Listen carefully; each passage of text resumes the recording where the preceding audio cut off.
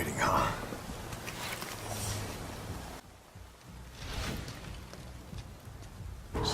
An elite squad of nano-enhanced soldiers join forces with the faction to put an end to 15 years of unnecessary bloodshed under the brutal dictator Sopot.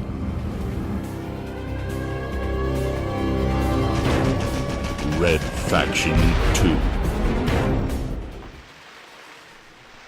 Hello there, SteelSnake 72 with my Red Faction 2 medium difficulty playthrough. We are now on level 8 and this is a slightly trickier level, to be fair to it. It's got our first boss fight with Quill there, who we'll be facing at the end of this level. Now this first part of the level's quite tricky actually, because from what I gather, it's infinite respawning, like, you know, the good old Call of Duty days. So what you want to tend to do is, well, this is the beauty of the railgun here. Love it, absolutely love it. Like, there's nothing cool like that since probably the Augur in Resistance, because that also could shoot through walls and it had the shield. But the railgun, I probably just prefer the railgun from this game. It's even cooler. But it's quite a tricky section. Your best bet is to actually get out, mow the enemies down, and then get out of here as soon as you can, and basically run to where the level ends. Which, if you're not sure, you'll see me go for it in this level, because it's not worth hanging about in this level, because you get absolutely slaughtered. Because you start fighting these like zombie enemies a lot more now. Because you get into a point in the game where you start fighting the like nano-enhanced enemies, as opposed to like the normal humans. Because like games used to do in the day, enemies just started getting harder as the games go on, whereas I can guarantee you in Call of Duty World War II, the Germans in the last level will go down in the same amount of hits as they do in the first level. Which is fine, it's not a bad idea as a game, but it certainly makes things more challenging, doesn't it? When health goes up. It gets you to use your skills, but this is what I tend to do. I tend to just leg it, because it's not worth hanging about. Just try and get to the second part of this level with as much health as possible. It's quite a mess. Head to that door, and that thankfully is the end of the level. And you get quite an odd cutscene here. It's a rare one. But then you've done that part, and that's probably the hardest part of this actually, apart from the Quill boss fight. But I've got a pretty good strategy to get you through that, guys. So stick here. I've got a pretty good one. She's not as tricky as she can appear at first. And there's the beautiful flame grenades having effect. The middle part of this level is an odd one because it's quite a lengthy section, so you want to make sure you don't try and die in these catacombs. And sometimes figuring out where to go here is really tricky. I've got footage of me literally wandering. I clear this room out, and for 10 minutes, I think it's like more like 5 minutes, I've literally no idea where to go. It's quite a funny clip. So this was like my second time going through all this. But it's pretty simple. You just got to go to the back room and blow a hole in the wall, I think. Just there should be some planks, yeah, so you just want to put a grenade on them and you can progress through. I'm probably going to be talking a lot of Red Faction in this video, guys, because this is a point in the game where I've been speaking in previous videos of how the difficulty starts stepping up, and this is definitely one of those. So I can actually talk a bit more strategy with you guys and how to get through these following parts. It's a tricky one. It is a tricky one.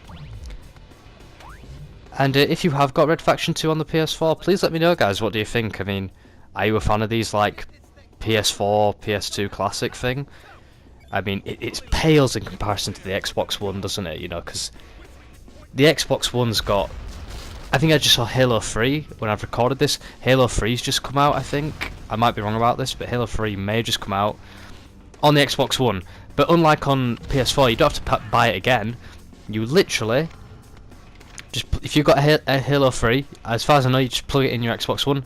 Bang, it works now after a patch or something. It's just, oh, it's so far ahead of us. Like, but it's the way it works, isn't it? Because it seems like Xbox right now is the most humble thing in the world. This was what the PS3, I suppose, was like towards its end. Because it's if you're the losing part in the console war, then simply it's just gonna. You're going to start being more humble and listening to your customers, aren't you, and giving them what you want to try and get back ahead. I mean, Xbox was always going to lose this generation based on E3 2013, wasn't it? if you get into all this. I can't stand console wars, but speaking from a business sense and just looking at it, you always knew the Xbox One was going to have a huge task, because it completely shot themselves in the foot. And with how cruel this market can be, a mess up like E3 2013, where you say all the wrong stuff and PlayStation says all the right stuff, doesn't matter what you do and how many things you take back, people will always remember that, and they certainly did with this generation. And it's very much just a flip-flop, because PS3 had a disastrous launch. The stun grenades work beautifully here, by the way, as well, and get headshots with this gun because it's a beast. But the PS3 had a disastrous launch, never really recovered. I mean, I think in the end it did actually sell more units than the Xbox 360. Right at the very end, though, we're talking like 2013, but no one's coming away saying the PS3 won that generation, because it absolutely didn't. And the music's slightly Assassin's Creed vibe from that, but that sounds very Assassin's Creed 2 to me. I don't know if you can hear that clearly, but we'll probably go through a cycle next time, guys, where the PS5, if you know, God, it feels weird to just even say that. Who knows? Maybe the PS5 will have a shocking launch or something. It's all just, you know, I can't stand console wars. You know, stick with what console you works. I mean, why engage? I know most people that engage in these are mainly kids, kind of thing, and younger people who are growing up, because when I was a teenager, yeah, I was a stupid little console fanboy. It's the most pathetic thing in the world. I look to see what Xbox is doing, but I don't own an Xbox One. I've never owned an Xbox console. Would I be against getting one? Absolutely not. If it's got the quality games that I want on it, I'd buy it if I could afford it, obviously. But I'm happy with my PlayStation. The games I love are on here, and that's just, it's a simple fact as that, really. I don't really get really defensive over either. You know, Xbox does something right, I'll praise it. It does something wrong, I'll slam it. The exact same goes for the PlayStation. In fact, I slam the PlayStation all the time. I think it's terrible at most times. Oh, by the way, the sniper rifle is beautiful to use here, because this is in a time where if the crosshair's on the enemy, it's going to hit him. So when you've got a one-hit kill like this sniper, pretty much, it's absolutely beautiful not having to aim and just be able to put that crosshair on someone and just fire it. And of course, on PC you just got amazing aim anyway, because of the way you use a mouse and keyboard, and it's a million times easier to aim than the console. And we're not even going to get into a PC debate, because, well, PC we know is easily the best platform to play games on, but I'm just a console person, I always have been. But I'd never go and slam what people like to play the games on. And I think anybody that does is... it's just sad, isn't it? It's just, what's the point? You love the games you play them on that. You know, I love Metal Gear Solid 3. I can only play that on the PS2, as far as I know, anyway. That'll do for me. Obviously, you can play it on the 360 now and stuff, but... you know, if I was only a PC gamer, I'd miss out on one of my favourite games of all time, but who knows, if I was playing on PC, I'd probably have another favourite game, wouldn't I? So it's just go with what you like, I'd say. I mean, I was close to purchasing an Xbox One not that long ago, just for Halo, if anything, because I wanted to get the Halo Master Chief Collection and just play for them, because unfortunately Halo's just a game I've never played, and being a big FPS fan, I feel I've really missed out on something there. But who knows, maybe one day when the Xbox One's pretty damn cheap, I mean, it's not exactly expensive now, but I got a big cash line about, I might do that, you know. And you've got the backwards compatibility on the Xbox One, so I could always pick up some old 360 games and play through some stuff. I think they got Metal Gear Rising on there as well, on the Xbox One. Which, I don't know why Konami doesn't just release that. I would buy that. I'd love to have that on the PS4. Because Rising was such a good game. I hated it at launch. I thought there's nothing in here for Metal Gear fans, but my tastes have changed and I've broadened my horizons a little bit more, and I'm willing to give hack and slash a go.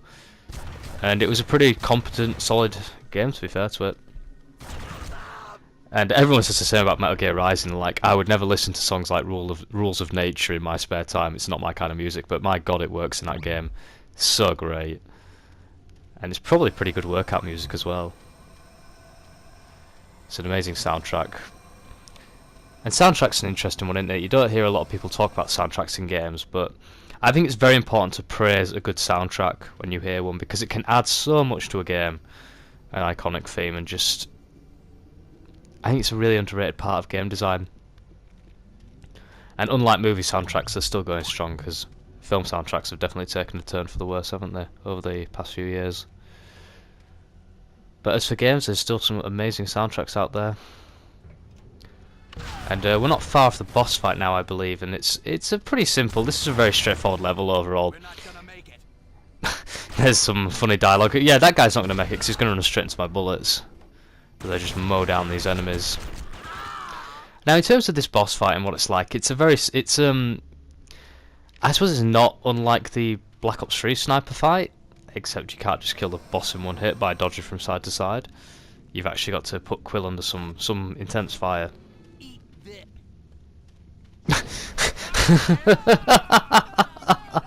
Dear oh dear, just burns himself, I guess. Oh my word. I'm stuck in silence at just how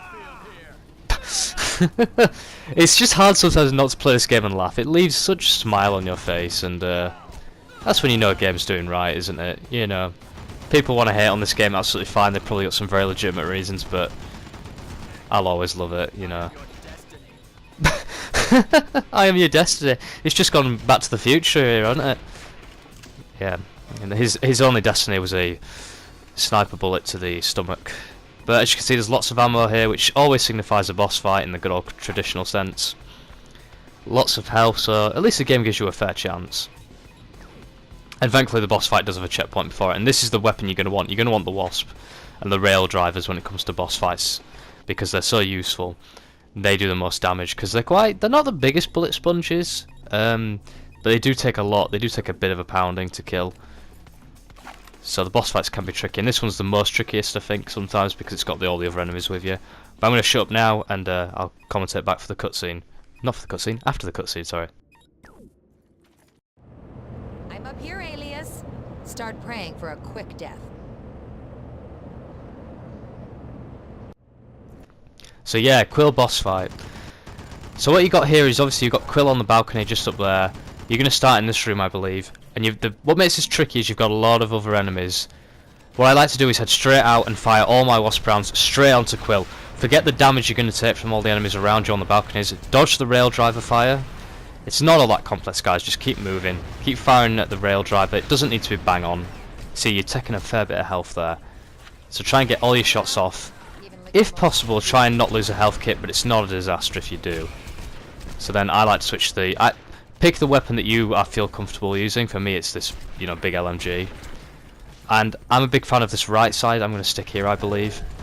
So what you want to be doing is just picking off most of the enemies that hide around you, like I've done. And then what you want to occasionally do is switch to your rail driver, because there's always going to be an enemy that keeps going on that balcony there. Take him down, because I think he's going to fire grenades at you. So just, it's pretty straightforward. You shoot the guys that keep appearing on the balcony, and when you've got somewhat of an opening, you want to start firing at Quill. So I think I'm going to start doing that now. Yeah. Now, unfortunately, you can't really shoot through the wall at her. You can try and guess where she is, but she doesn't show up on your blimp. I think she's the only boss that doesn't do that, because I'm fairly certain Raptor does later on. So as soon as you can hear some gunfight to your left, oh, I'm going to mow down some more of the zombies. See, you saw a grenade there. That's what you're going to be careful of. He's going to chuck grenades in there constantly. So I'm going to keep firing on Quill, because to be fair, the main priority is to get on Quill. You know, the side enemies are your least of your worries, really. You just want to make sure that there's a decent number of them are down, so that you can sort of progress. Let's see, I'm getting blown up a fair bit here, but I think I prefer the right side, because you don't tend to get people with railguns on the other side. So yeah, you want to mow down both those enemies. Just get into a routine. It's a really simple fight once you get down to it. You know, it used to terrify me a lot, but it was quite easy this time, and I think this strategy will work for anybody. If I can do it, as I always say, anybody can do it. Just keep mowing down those enemies on the balcony, and as soon as you think it's clear, focus about getting some rounds on Quill. Do not worry about ammo, because it seems to work off like Metal Gear Solid logic, and by that I mean, if you're not looking at the ammo, it will reappear in its designated place. If I was playing Metal Gear, I could have described that earlier, but ammo sort of spawns behind me near those chairs. If I'm not looking in that direction and I start firing through my ammo, more seems to appear on its own. I don't seem to have to go out of my way. Just keep firing at her. It's difficult to know how much health she has, so you just got to keep going. You'll know when the fight's over because it'll end instantly. You don't have to worry about the enemies that are left. So that's why I say prioritize on her. And that's not much more to it, guys. It's a pretty straightforward fight once you get down to it. And I think it's quite intense, actually. I used to really hate this and say it's not well designed. I think the other boss fights are better. I think the first Raptor fight's really cool. There's only like 3 anyway, I think, or 4. So I guess it's... See, I've just picked up some railgun ammo because I wasn't there. I wasn't looking at it, so it's not... I don't think it'll appear if you just look at it. So go back to firing at Quill, just get as many shots off as you can. She doesn't seem to do all that much damage to you, to be fair. Only if you run in straight up to her like an idiot. And thankfully the railguns from the enemies, they don't kill you in one hit like Red Faction 1. They'll just take a health pack off you. And if you do this quite competently, guys, it will get quite quiet because you'll be killing most of the enemies about. And yeah, that guy with the railgun isn't the most useful. I found that when you tend to just keep moving, he won't do a very good job of getting you. As you see, guys, I just picked up more railgun ammo there. So mow him down. And then I'm probably going to head out and I'm going to be finishing this boss soon because the video's almost over. There it is. Direct headshot and she's gone. In one of the worst rendered cutscenes I've seen in my life coming up here. But you've done that, guys. You've killed Quill. You get a sniper rifle, which is actually really useful, and you're going to use it in the next level. But you should get through Quill no problems, I think. So thank you very much for watching, and I'll see you guys in the next video.